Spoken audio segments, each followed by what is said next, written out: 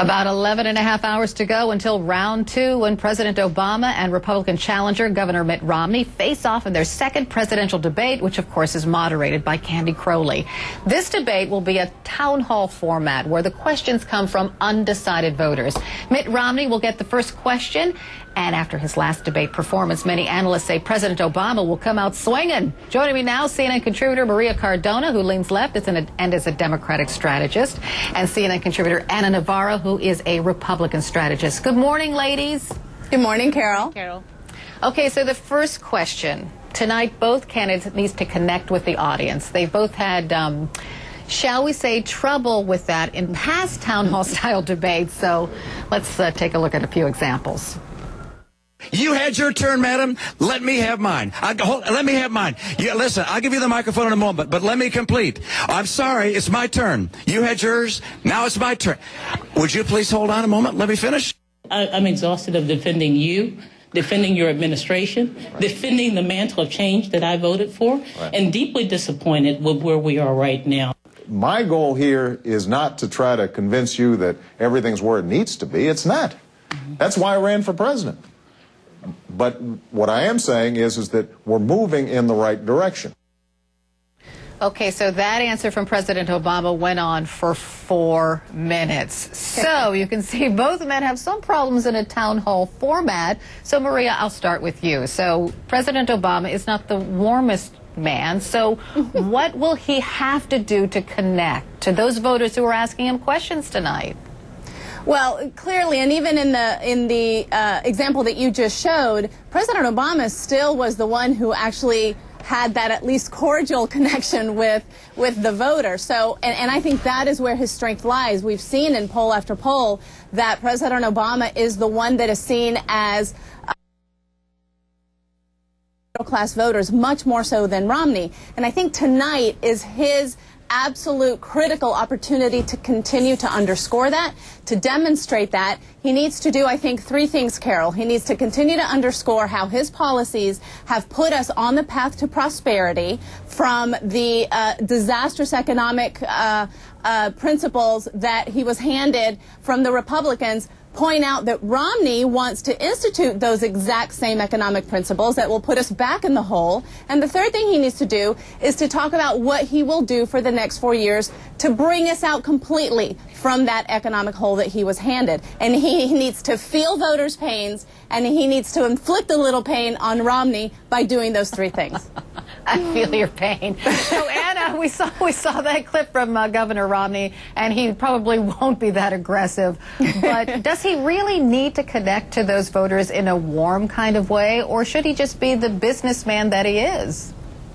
No, he needs to connect with them, and I think he's been getting better at this. You know, it was something, the Obama campaign spent a lot of money trying to, portray him as a very flat, very businessman, kind of inhumane guy early on, and it worked for a while. But lately we've seen him on the campaign trail tell the human side of Mitt Romney, tell personal stories, talk about emotional anecdotes, show some emotion. And I think he needs to do the same thing. I wouldn't be surprised, Carol, if a question similar to the clip you showed with President Bush 41 came up today, where a regular average American asks either of these 2 guys, who are both well off and both live in a, in a bubble of having a lot of means, if they get the pain of the regular America. I think both of them would be well served to be prepared for such a question.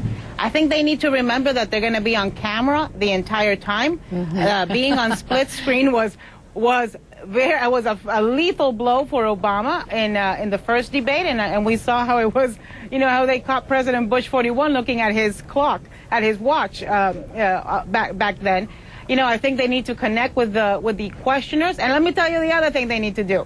If Candy Crowley asks follow-up questions, they cannot whine during the debate. No whining in politics. No, they have to answer the question, darn it. I want to talk about women's issues a little bit, because they were notably absent from the first debate when Obama led Romney by double digits with the favorability among women. A new Gallup USA Today poll, it shows that gap tightening. So women seem to be moving, well, they are moving towards Romney's side. So what does President Obama have to do to get women back on his side. And I guess I'll start with you, Anna, because I'd be interested in hearing your answer. Carol, I think he needs to, I can encapsulate it in one word. He needs to do better than he did in the first debate. He needs to show up and put his heart and soul into this debate and show the American public, women, men, children, dogs, that he is fighting with everything he's got to keep this job. He did not portray that image. He didn't, have that hunger in the first debate. He needs to show it. I was amazed by how the lead with women, which looked like an insurmountable double-digit lead a couple of weeks ago, has evaporated. And Maria, why do you think it's evaporated?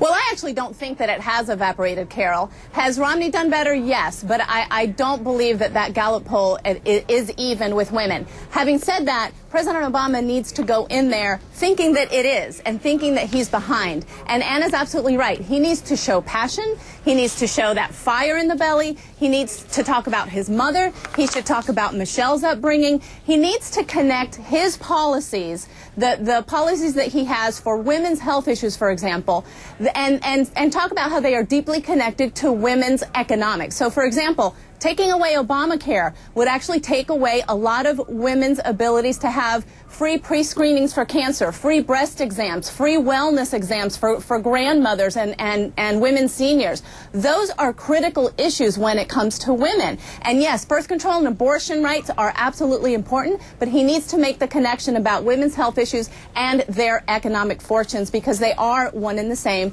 And he has had a tremendous ability to do that, and I suspect that he will do that tonight as well. All right, we'll see. Maria Cardona, Anna Navarro, thanks so much for the discussion this morning. Thank you, Carol. Thank you, Carol. Sure. CNN's live coverage for tonight's town hall debate begins at 7 p.m. Eastern.